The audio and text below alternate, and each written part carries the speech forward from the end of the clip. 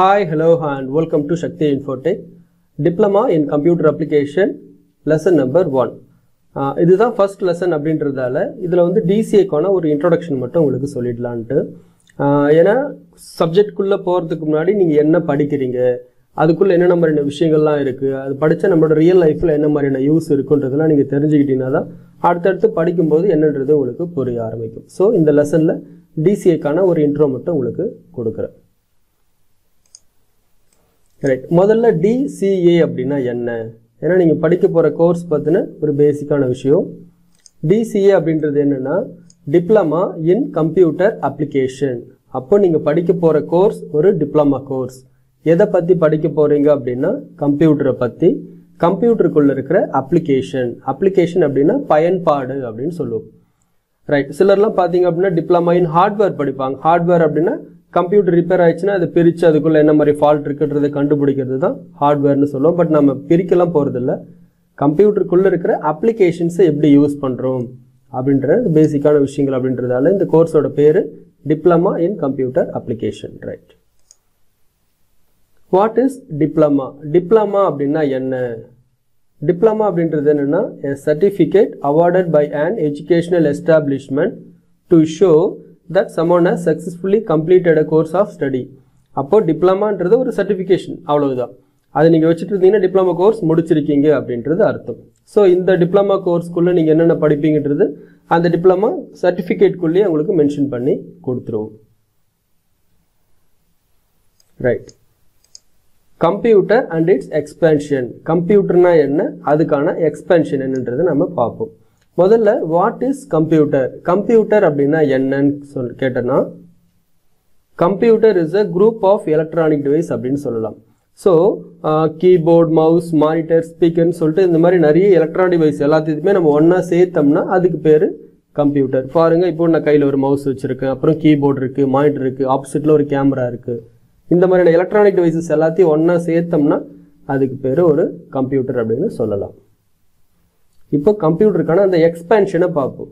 இப்போ COMPUTER அப்படின்னா ஒரு வேர்டு கிடையாது, அது வந்து சுருக்க சொல்.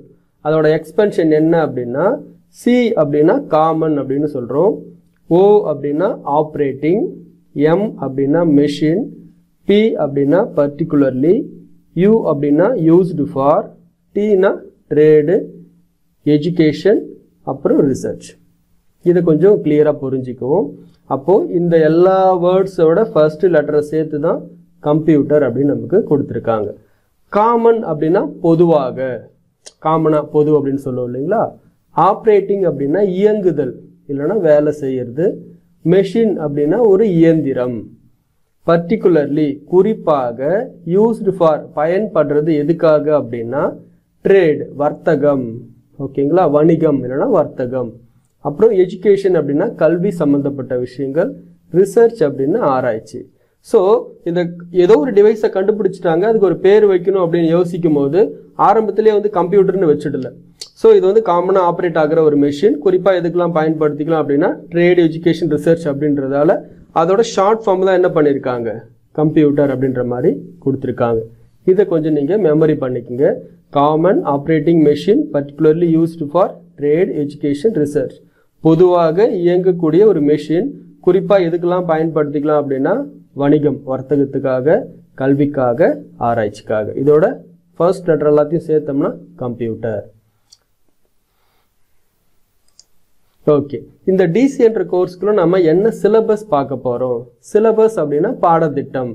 அப்போ 1ஆம் கிளாஸ் ஒரு குழந்தை படிக்கிறாங்கன்னா அந்த 1ஆம் கிளாஸ்க்குள்ள என்னென்ன கத்துக்கணும் அதுக்கு ஒரு சிலபஸ் வச்சிருப்பாங்க. அந்த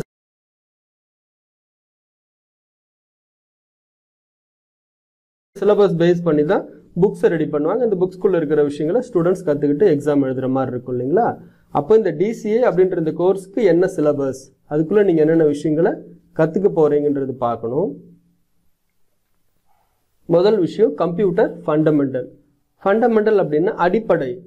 மேபி ஒரு சிலர்கிட்ட கம்ப்யூட்டர் இருக்கலாம், பல பேர்கிட்ட இல்லாம கூட இருக்கலாம். அப்போ அவங்க வராங்க கத்துக்கிறதுக்கு அப்படின்னா ஃப்ரம் த பிகினிங்ல இருந்து அவங்களுக்கு சொல்லி கொடுக்கணும். எப்படின்னா கீபோர்ட்னா என்ன, மவுஸ்னா என்ன, இன்னும் சொல்ல போனா கம்ப்யூட்டர் எப்படி ஆன் பண்றோம், எப்படி ஆஃப் பண்றோம்ன்றதும் சொல்லி தரணும். ஏன்னா இது டிவி மாதிரி நம்ம என்ன பண்ண முடியாது, சுவிட்ச் ஆன் பண்ணி ஆஃப் பண்ண முடியாது. ஸோ அதுக்கு ப்ராசஸா நீங்கள் வந்து ஆன் பண்ணணும் அப்படின்னா இந்த சுவிட்ச் போடணும், அப்புறம் மானிட்டர் ஆன் பண்ணணும், அப்புறம் CPU ஆன் பண்ணணும் அப்படின்ற மாதிரி சொல்லிட்டு ஆஃப் பண்ணணும் அப்படின்னா கூட ஸ்டார்ட் பட்டனை கிளிக் பண்ணணும், உள்ள டர்ன் ஆஃப்னு இருக்கும், அதை கிளிக் பண்ணிட்டு கொஞ்ச நேரம் வெயிட் பண்ணிங்கன்னா ஸ்க்ரீன் ஆஃப் ஆகும். அதுக்கப்புறமா தான் பவர் ஆஃப் பண்ணணுன்றது வரைக்கும் சொன்னால் தான் உங்களுக்கு புரியும். ஸோ இதெல்லாமே வந்து கம்ப்யூட்டரோட ஒரு ஃபண்டமெண்டல். ஒரு ஃபைல்ஸ்னால் என்ன, எப்படி காப்பி பண்ணுறோம், ஒரு பாட்டை எப்படி ஓப்பன் பண்ணுறோம், இந்த மாதிரி விஷயங்கள் எல்லாமே கம்ப்யூட்டர் ஃபண்டமெண்டல்ஸ்குள்ளே கற்றுக்குவாங்க. அதுக்கப்புறம் மைக்ரோசாஃப்ட் விண்டோஸ், இது வந்து ஆப்ரேட்டிங் சிஸ்டம் அப்படின்னு சொல்லுவோம். ஒரு சிலர்லாம் விண்டோஸ் 7 அப்படின்ற ஆப்ரேட்டிங் சிஸ்டம் யூஸ் பண்ணுவாங்க. ஒரு சிலர் கொஞ்சம் லேட்டஸ்ட்டாக வரக்கூடிய வெர்ஷன் விண்டோஸ் 10 அப்படின்ற ஆப்ரேட்டிங் சிஸ்டம். இதில் தான் வந்து எல்லா அப்ளிகேஷனுமே இன்ஸ்டால் பண்ணிட்டு நாம் செய்கிற மாதிரி இருக்குது. இது ஒவ்வொன்றா பார்ப்போம். அதுக்கப்புறம் பெயிண்ட். இந்த பெயிண்ட் எதுக்காக அப்படின்னா உங்களுக்கு மவுஸ் நல்லா ப்ராக்டிஸ் வரணும் அப்படின்றதுக்காக. ஏன்னா எடுத்த உடனே இந்த மவுஸ் எல்லாம் கொடுத்து நம்ம செய்ய சொன்னோம்னா அவங்களுக்கு செய்ய முடியாது, அந்த கர்சரை கரெக்டாக மூவ் பண்ண முடியாது. அதுக்காக நாங்கள் என்ன பண்ணோம் அப்படின்னா பெயிண்ட்ன்ற அப்ளிகேஷன் கொடுத்து டிராயிங்ஸ்லாம் வரைய சொன்னோம்னா கொஞ்சம் இன்ட்ரெஸ்டிங்காகவும் இருக்கும். அந்த இன்ட்ரெஸ்டோடு சேர்ந்து ஈஸியாக அந்த மவுஸையும் கற்றுக்குவாங்க. அதுக்கப்புறம் நோட்பேட் அப்படின்றது கீபோர்டுக்குள்ளே என்னென்ன மாதிரியான கீஸ்லாம் இருக்குது, அது எப்படி நாம் ஃபங்க்ஷன் பண்ணுறோம், இந்த மாதிரி விஷயங்களை புரிஞ்சுக்கிறதுக்காக நீங்கள் நோட்பேட். அதுக்கப்புறம் வேர்ட்பேட் அப்படின்றதும் நோட்பேடோட கொஞ்சம் அட்வான்ஸாக இருக்கக்கூடிய விஷயங்கள், அதில் நிறைய டூல்ஸ்லாம் இருக்கும், உள்ளுக்குள்ளே போயிட்டு பார்க்கும்போது உங்களுக்கு புரியும். ரைட், இப்போ நீங்கள் பார்த்த இந்த 5 வரைக்கும் பார்த்தீங்கன்னா ரொம்ப பேசிக்கான விஷயங்கள். இந்த 6வதாக இருக்கிற மைக்ரோசாஃப்ட் ஆஃபீஸ் வேர்ட் அப்படின்றது தான் ஆஃபீஸ் சம்மந்தப்பட்ட வேலைகள் செய்யும் போது யூஸ் ஆகக்கூடிய சாஃப்ட்வேர்ஸ்.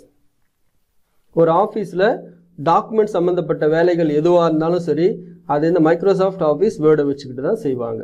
இதை நீங்கள் கற்றுக்கிட்டா தான் ஒரு ஆஃபீஸில் போயிட்டு வேலையை பார்க்க முடியும். ஈவன் ஒரு ரெஸ்யூம் ரெடி பண்ணணும், ஒரு பயோடேட்டா ரெடி பண்ணணும், ஒரு டாக்குமெண்டேஷன் சம்மந்தப்பட்ட வேலைகளை செய்யணும், ஸ்கூலில் நீங்கள் ஸ்கூல் படிக்கிறீங்க, ப்ராஜெக்ட் சம்மந்தமாக ஏதாச்சும் டைப் பண்ணி சப்மிட் பண்ணணும் அப்படின்னா கூட இந்த சாஃப்ட்வேர் தெரிஞ்சால் தான் பண்ண முடியும். அதுக்கப்புறம் மைக்ரோசாஃப்ட் ஆஃபீஸ் பவர் பாயிண்ட் அப்படின்றது ஒரு ப்ரெசன்டேஷன் கொடுக்கறதுக்கான சாஃப்ட்வேர். ஃபார் எக்ஸாம்பிள் இப்போ நீங்கள் கூட ஸ்க்ரீன் பார்த்துட்டு இருக்கீங்க அப்படின்னா அது வந்து பவர் பாயிண்டில் கிரியேட் பண்ண ஒரு கான்செப்ட் தான். ஸோ ஒவ்வொன்றா கிளிக் பண்ண அடுத்தடுத்த விஷயங்கள் வரும், ப்ரெசென்ட் பண்ணுறது ஈஸியாக இருக்கும். இந்த விஷயங்களையும் பார்ப்போம். அதுக்கப்புறம் மைக்ரோசாஃப்ட் ஆஃபீஸ் எக்ஸல், கணக்கு சம்மந்தப்பட்ட வேலைகள் எல்லாமே ஒரு ஆஃபீஸில் செய்வாங்க அப்படின்னா பெரும்பாலுமே மைக்ரோசாஃப்ட் ஆஃபீஸ் எக்ஸலில் செய்வாங்க. சிலர் டேலி அப்படின்ற சாஃப்ட்வேரில் செய்வாங்க. இதுவும் கற்றுக்குவோம். அதுக்கப்புறம் இன்டர்நெட், இமெயில். ரைட், இப்போ இன்டர்நெட், இமெயில் பெரும்பாலும் தெரிஞ்சிருக்கும். பட் இன்னும் கொஞ்சம் நுணுக்கமான விஷயங்கள், இமெயில்னால் என்ன, அதுக்குள்ளே என்னென்ன மாதிரியான விஷயங்கள்லாம் இருக்குன்றது கொஞ்சம் அட்வான்ஸாக இருக்கிற கான்செப்ட்ஸை பார்ப்போம். இன்க்ளூடிங் பேசிக் டேலியோட. இந்த டிசிஏ கோர்ஸை பொறுத்த வரைக்கும் டேலியை நம்ம அட்வான்ஸாக பார்க்க மாட்டோம். பட் பேசிக் லெவலில் ஒரு அக்கௌண்டிங் என்ன எப்படி பண்ணுறாங்க கம்பெனியில் அப்படின்ற விஷயங்களை முதற்கொண்டு நீங்கள் கற்றுக்குவீங்க. ரைட், இதெல்லாம் கற்றுக்கிட்டா எனக்கு என்ன சரி யூஸு? ஏன்னா ஒரு விஷயத்தை நம்ம படிக்கிறோம் அப்படின்னா அதை எந்த இடத்துல நம்ம யூஸ் பண்ண போகிறோம்னு தெரிஞ்சாதான் அதுக்கேற்ற மாதிரி நம்ம நிறைய விஷயங்களை கேதர் பண்ண முடியும் இல்லைங்களா? ரைட், இன்னைய காலகட்டத்தில் கம்ப்யூட்டர் இல்லாத எந்த ஒரு இடத்தையுமே பார்க்க முடியாது. எல்லா இடத்துலையுமே கம்ப்யூட்டர் வச்சு ஏதோ சம்திங் பண்ணுறாங்க.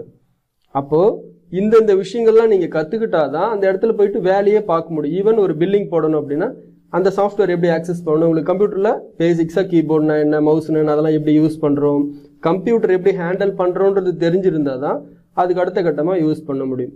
பெரும்பாலான ஆஃபீஸில் மைக்ரோசாஃப்ட் ஆஃபீஸ் வேர்டும் எக்ஸலும் கேட்பாங்க. ஏன்னா இந்த 2 சாஃப்ட்வேரில் அதிகப்படியான ஒர்க் இருக்கும், டைப் பண்ணுறதோ பிரிண்ட் எடுக்கிறதோ அந்த மாதிரி. கேல்குலேஷன் சம்மந்தப்பட்ட ஒர்க் எல்லாமே எக்ஸலில். நீங்கள் வந்து ஒரு அக்கௌண்ட் சம்மந்தப்பட்ட படிப்பு படிக்கிறீங்கன்னா கம்பல்சரி டேலியும் தெரிஞ்சிருக்கணும். ஓகேங்களா? பேசிக் இதுதான். இதை தாண்டி நிறைய விஷயங்கள் இருக்குது. நீங்கள் இப்போ தான் ஆரம்பிச்சிருக்கீங்க அப்படின்றதால முதல்ல இதை கற்றுக்கிட்டிங்கன்னா அடுத்தடுத்த லெவல் ஆஃப் நாலேஜுக்கு என்னென்ன சாஃப்ட்வேர் தேவைப்படுமோ அதை அப்புறம் பார்க்கலாம் நாம. ஓகே, ஜஸ்ட் ஒரு ரிவிஷன் மட்டும் கொடுத்துட்றேன். இப்போ நீங்கள் பார்த்தது வெறும் டிசிஏக்கான இன்ட்ரோடக்ஷன். அப்போ டிசிஏ அப்படின்னா டிப்ளமா இன் கம்ப்யூட்டர் அப்ளிகேஷன். இந்த எக்ஸ்பென்ஷனை கொஞ்சம் தெரிஞ்சுக்கோங்க. அப்புறம் டிப்ளமா என்ன அப்படின்றது கேட்டாங்கன்னா ஜஸ்ட் அது ஒரு சர்டிஃபிகேட். அந்த சர்டிஃபிகேட் வச்சுட்டு இருந்தீங்கன்னா அந்த கோர்ஸை நீங்கள் முடிச்சிருக்கீங்க அப்படின்றது அர்த்தம். நிறைய பேர் பார்த்தீங்கன்னா கவர்மெண்ட் எக்ஸாம்லாம் அப்ளை பண்ணும்போது இந்த டிசிஏ சர்டிஃபிகேட் கேட்பாங்க. ஏன் அப்படின்னா கம்ப்யூட்டர் சம்மந்தப்பட்ட ஃபீல்டில் இவனை போடணும் அப்படின்னா அவனுக்கு கம்ப்யூட்டர் பற்றி தெரிஞ்சிருக்கணும். அப்போ அவனுக்கு தெரிஞ்சிருக்கு அப்படின்னா ஏதோ ஒரு இடத்துல படித்து அந்த சர்டிஃபிகேட்டை வாங்கி வச்சுருந்தா தான் என்ன பண்ணுவாங்க, அவங்க அப்ரூவல் பண்ணுவாங்க. அப்போ ஒரு சில போஸ்டிங் நீங்கள் அப்ளை பண்ணுறீங்க அப்படின்னா ஒரு கம்ப்யூட்டர் கோர்ஸ், அதுவும் ஸ்பெசிஃபிக்காக டிசிஏ கம்ப்யூட்டர் கோர்ஸ் முடிச்சிருக்கணுன்றது கட்டாயமாகவே சொல்லுவாங்க சில கம்பெனிஸில். கம்ப்யூட்டர் அதுக்கான எக்ஸ்பென்ஷன். இதை கொஞ்சம் படித்து மெமரி பண்ணிக்கோங்க. அதுக்கப்புறம் என்னென்ன விஷயங்கள் ஜஸ்ட் இதோட பேரை மட்டும் கூட இப்போதைக்கு மெமரி பண்ணிக்கோங்க. ஏன்னா இதெல்லாமே ஏறக்குறைய ஒரு 50 to 60 ஹவர்ஸ் ப்ரோக்ராம்.